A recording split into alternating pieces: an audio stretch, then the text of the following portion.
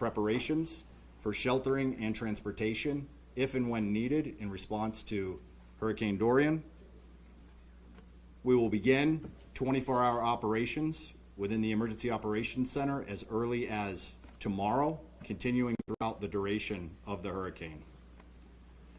We urge citizens to prepare now in the event that Hurricane Dorian has impact upon Charleston County, and we have helpful preparedness information available on our website at charlestoncounty.org. Our Citizens Information Line is open and will remain open until 8 p.m. this evening, resuming operations tomorrow at 8 a.m. And that phone number is area code 843-746-3900.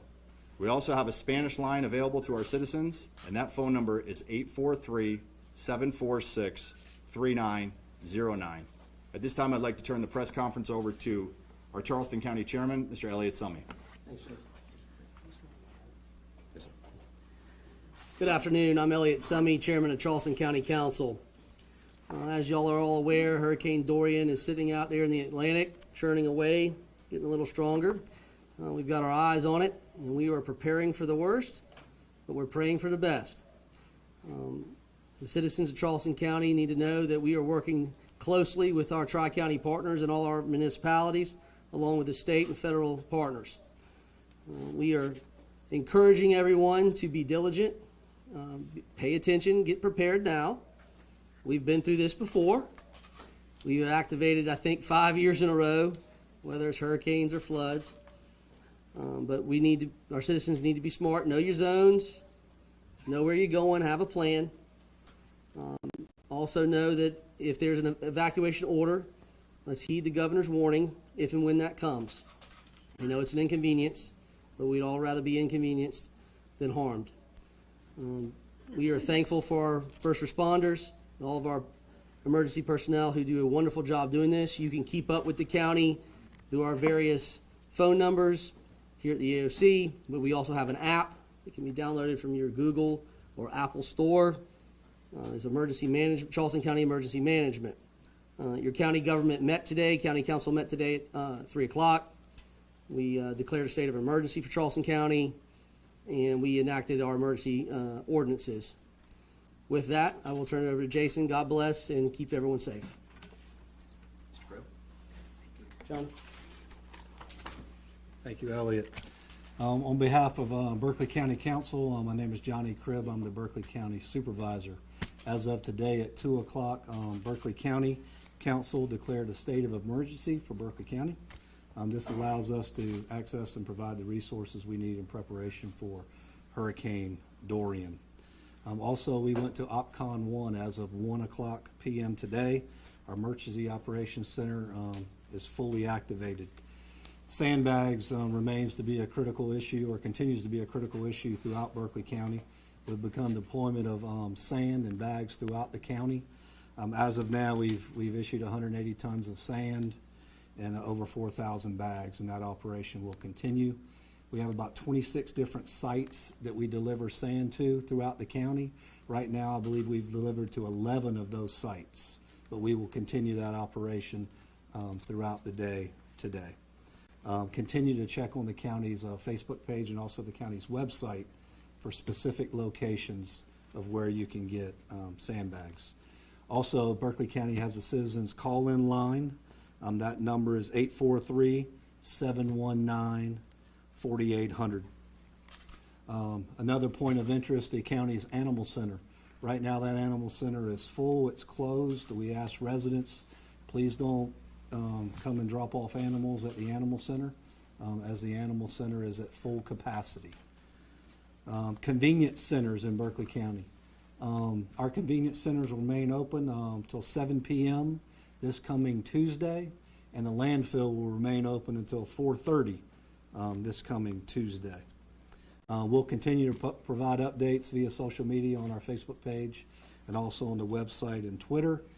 And Berkeley County, along with our mayors and members of our safety services, we'll have a county-specific press conference tomorrow morning at 10 a.m. Well, we'll give out further details with specifics going on in Berkeley County as we prepare for Hurricane Dorian. Thank you. Mr. Mr. Bailey? Thank you, sir. I want to thank everybody for coming up today. Before I start, if you're a resident of Dorchester County, I would encourage you to please go get a piece of paper and pencil because I'm going to be giving you some important information. Dorchester County, we held our first meeting of emergency support functions earlier today. Following that meeting, we held a county council meeting, and at that time, we decided we were going to move to our operation condition to 1 at 8 a.m. in the morning.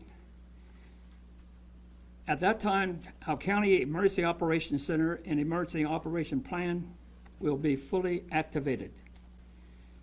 And these are the things you need to write down for Dorchester County.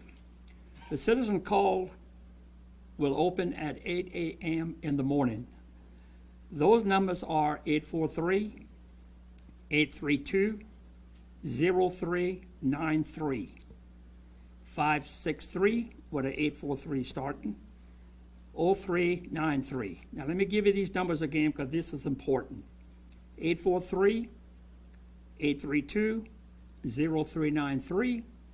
560-0393. All information and alerts will be posted at Dorchester County SC.gov/Dorian. Let me give it to you again. Write it down, people. All information and alerts will be at Dorchester County Council SC.gov/Dorian. I urge every resident to write this down so you know how to keep up with our information in Dorchester County. The current message to the public is to be prepared and be ready to move in a short order. You know, sometimes, and we've been through this before, and they will say, well, it really didn't hit us, we don't need to move. I'm telling you, ladies and gentlemen, this is a very, very serious hurricane, and we need to stay alert. And God be with us. Thanks so much. Mayor Summey? We need to let our citizens know that starting tomorrow from 11 till 5, we've got 3 locations where you can pick up sandbags. We have 20,000 bags that are ready to be put out already. We ask that when you come to this location, we will have someone there. You don't get out the car, you open the door, the trunk, wherever you want it to go, and we'll put 8 bags of sand in your vehicle for you. These locations will be Festival Center, which is at Ashley Phosphate and Dorchester Road, Military Magnet High School, over at the old, where the old Chicora High School was, in the south end of the city, and at Park Circle. When we run out of the 20,000 bags that we already have, we will have sand brought in along with shovels and another 20,000 bags, and allow our people to continue to fill their bags so they can have them if they didn't get in the first call. Also, starting tomorrow at 9, our Citizens Call Center will be open. We have 2 phone numbers, 843-740-5883 and 843-740-5887. That starts at 9 a.m. in the morning.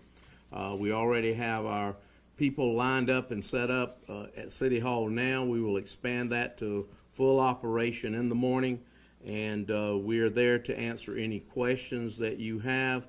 We'll be waiting to make an announcement at a later time according to what the governor does on whether we will have operations in the city starting Tuesday. But we will be working with the other local governments, county and cities, and respond to that once we find out what the governor is doing with the evacuation. Thank you. Mayor Tecklenburg? Thank you. John Tecklenburg, City of Charleston, with sustained winds of 185 miles an hour, this could be the most powerful hurricane in recorded Atlantic history. Admittedly, it's a ways off yet.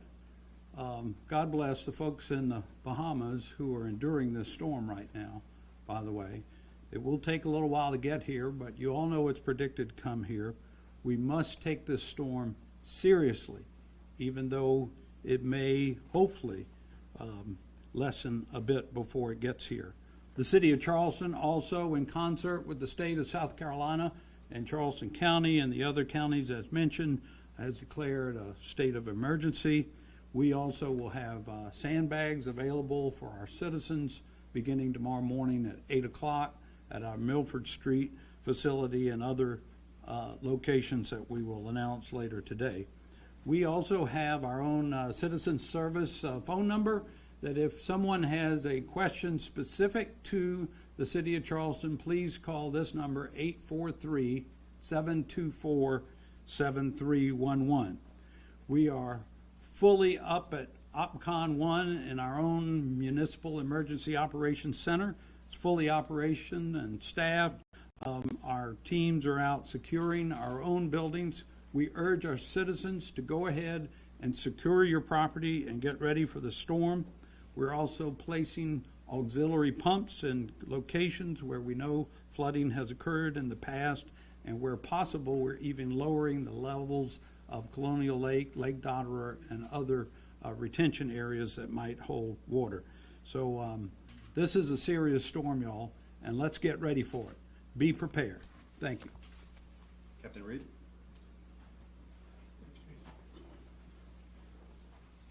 Good afternoon. Consistent with the messaging you've heard from state, county, and city officials, the Coast Guard is preparing now for the arrival of tropical storm force winds before the arrival of even Hurricane Dorian. We urge boaters to take the time now to prepare as you finish your weekend of boating to secure things that might cause the Coast Guard to think that there is a distress. Life jackets, position indicating radio beacons, those kind of things can cause us to believe that there's a distress, and we want to be able to avoid useless time searching. We've already begun repositioning assets in approach of the storm, one, to ensure we're able to respond afterwards, and two, to protect our own assets. We remain in close contact with port officials in the Port of Charleston. The port remains open at a heightened state of readiness, and through our daily call and interaction, we are looking at increasing that readiness throughout the week, which could lead to a complete closure of the Port of Charleston. With regard to awareness, we ask that you remain aware and heed the warnings and watches put up by the National Weather Service. And with that, I'll turn the floor back over. Thank you. Sheriff Cannon? Sheriff Al Cannon, just wanted to make the observation that we have had many people move into our community and to an extent have watched such storms from afar. Let me assure you that each one of these storms is different and it impacts us in different ways. Do not base your action or inaction on whatever little experience you've had or what you've done in the past or what you've seen on TV. Each of these in its own right is a very serious storm. This has, as has been mentioned before, the potential of being one of the worst in our recorded history. So please pay attention. We have amazing technology that gets good information out in a number of ways, and heed the warnings that are given and take the advice of people who have been here for a long time and recognize the individuality and the unique aspects of each of these storms. This could, don't be put off by the prediction that by the time it gets here it'll be a Category 2. Category 2 can drop a lot of water, can have still some residual storm surge, all of the things that make it a dangerous storm to us, notwithstanding what it's done heretofore. So heed the advice and be safe and make plans. It's a good time to go visit relatives if they live away from here, and other things like that. So be safety and adhere to the warnings given by the people who have the great experience of having gone through many of these. Thank you. Mrs. Walsh? In the event that we open shelters, everybody is welcome at a Red Cross managed shelter. We do ask that you bring your important documents, your prescription medications that you need. If you have children, we ask that you bring formula, diapers, or anything you may need to make them more comfortable. We do the best we can, but we need your help on making this feel like home. So at this time, we'd like to open up the press conference to any questions that you may have. Are there any plans for mandatory evacuation? That decision would be left to the governor's office, and we're awaiting his decision at this time. What's the status on any schools within the counties? Again, that decision would likely coincide with any order issued by the governor. We have been in conversations with the school district. We'll continue to keep our residents posted, but it's pending the arrival of the storm and any future decisions. So right now, all schools are still open. No one has announced a closure as of right now. Of course, tomorrow is a holiday, so most of those schools would be closed anyway. What are the shelters that will be open, or that are planned to be open? So we've made plans to open 4 shelter locations in Charleston County, and we will announce the opening of those locations when we in fact open them. Could the immigrant community rest assured that these shelters will be open to them regardless of their immigration status? Again, as already stated by the Red Cross, the shelters are open to everyone. Any plans for the incarcerated at the Alcan facility? I'll let the sheriff speak to that. As near as it is to the Ashley River, you would think that that would be of concern, but actually we have never had to move either inmates or staff. Remember, I have staff working there because of the high ground that it was built on. That was taken into consideration when the jail was built, even this most recent one. And inmates and staff are safe in the detention center. In the event of power loss, though, is there a contingency plan in place? We have significant generators to keep that, and the sheriff's office, for example, will have a mini emergency operations center within the jail. Within the sheriff's office. Both of those, as are all the police departments, I think, adequately backed up by generators. For those of us not from this area, is it fair to say that parts of Charleston tend to be prone to flooding in not severe weather? So we have had some occurrences of regular flooding, but we're here today to talk about the impacts of Hurricane Dorian and how that may complicate our regular flooding that we've experienced traditionally. Yes, sir. I think it's important to understand. So we are in a king tide scenario this week, right? We've seen some inundation on roads just over the weekend in some of the lower lying areas because of the king tide. So that would be cause for us to be worried a little more than normal even about storm surge, lots of rain, and those sort of things. But that's why you're hearing us say it's important. Be prepared. Don't wait till the water's rising. We've got wonderful, wonderful first responders. They've been through this a lot. And I would put our first responders up against any of them in the country.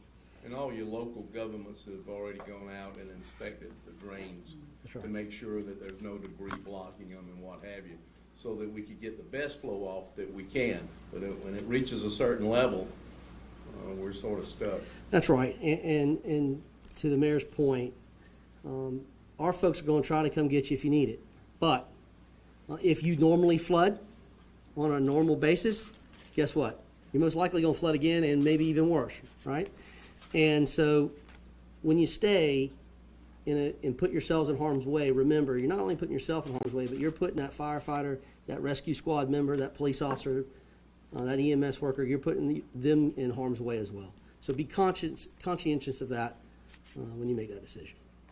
It's called a low country for a reason. Is the only Spanish number available the one that Charleston County provided, or is there other jurisdictions that also have a citizens line for Spanish? We have our own setup in North Charleston through our police department primarily with Spanish-speaking officers. We know the areas where the majority of our Hispanic folks are, and we stay in contact with them, and they have a very good, I think, connection with our government and corresponding. Regardless of where someone resides, they can call our number and we'll answer any questions that they may have. For citizens of the city of Charleston, knowing that maybe transportation may be an obstacle out of their control, is there any plans for public transportation to help people get to and from any shelters in place? Absolutely, that will be part of the normal county evacuation plan for sheltering, and We have over 143 transportation pickup points throughout the county. We partner with our local school district and their transportation provider, Durham School Services, as well as CARTA, our local mass transit authority, to provide transportation from those sites to the closest available shelter. Deanne Roberts with News 2. Does the DOT have any plans in regards to if an evacuation is ordered? I would have to defer to the DOT, and I don't believe that we have a representative here in the room today. What, specifically, what is your question? So like in the past, will there be lane reversals or anything like that? Of course there will be, and that will work, all of that stems on the governor's order. The Highway Patrol and DOT and all the local representatives, all the municipalities, easy for me to say, we all work in conjunction, in concert with each other, so that's a huge effort. Let me add to that, if anybody's been paying attention, our DOT and our Highway Patrol has been doing some, let's say, mock closing a reverse on I-26 and doing a good job. So they're prepared once the governor makes that call. I guarantee you it'll be prepared. Worked a lot better last time, I can tell you. Lydia, if you wouldn't mind coming providing information to the Spanish-speaking community. So I was thinking to read about this, but since I'm here a lot of questions, I'm going to speak from my heart. To the Hispanic community and everybody else, listen, escuchen por favor.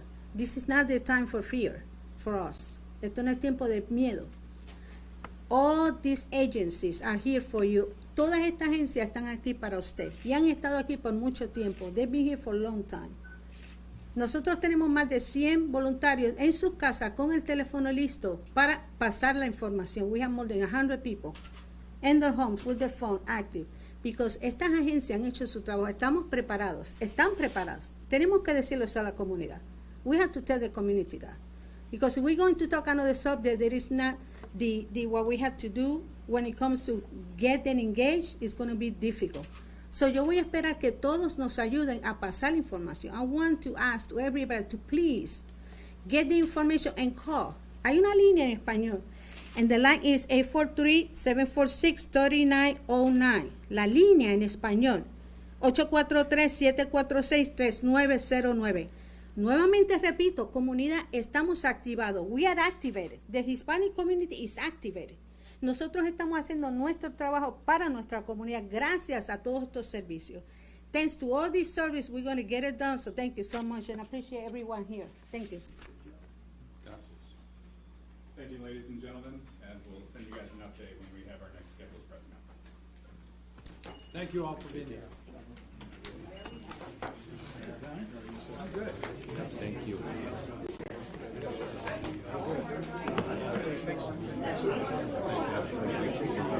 We'll be in touch with the city.